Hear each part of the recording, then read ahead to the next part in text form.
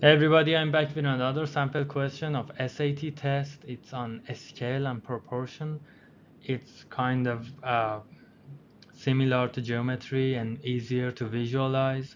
If you are interested to choose some of the questions to answer or get ready for, this topic should be included in your list because it's much easier than most of algebra questions. The question is, a graphic designer creates an image for a t-shirt that measures 8 inches tall and 10 inches wide. She can use this image for a small and medium t-shirts, but she must increase the size for a large t-shirt. She wants her final image to be for the large t-shirt to measure 9 inches tall and 11.25 inches wide. At what percent must she print out the image to obtain these measurements?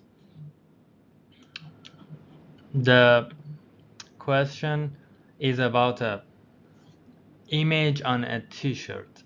So let's just have a quick drawing. So we are talking about these images on t-shirts. T-shirts have the images have two different sizes, one for small and medium and another one for large t-shirts. So it's talking about two sizes, and the smaller one is 8 inches tall, 10 inches wide, and the larger one is 9 inches tall and 11.25 inches wide.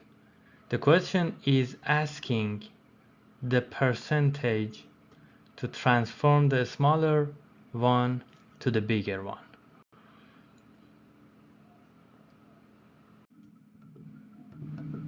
So once again, we had a smaller image and a bigger image and a percentage to transform the smaller to bigger. And that percentage is height to height or width to width. So 9/8 or 11.25 over 10. You may ask how you know these two are equal. These two are equal only if the proportions of image is not changed, is not getting taller or wider. Because the question is asking about percent, how many percent, and not about percentages for width and height. So if there is only 1%, means that they are equal and the image is not proportionally disturbed.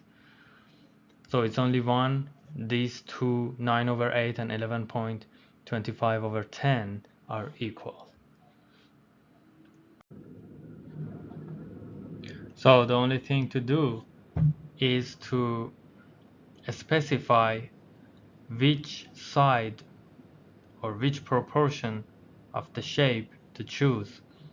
9/8 is equal to 11.25/10. So the point is to choose them correctly, not to divide 9 height of one to width of another one. That's the only point that you should pay attention to. And these both are equal to 1.125 and this is equal to 112.5%. So this is the percentage that question asks for. And the question is answered very easily.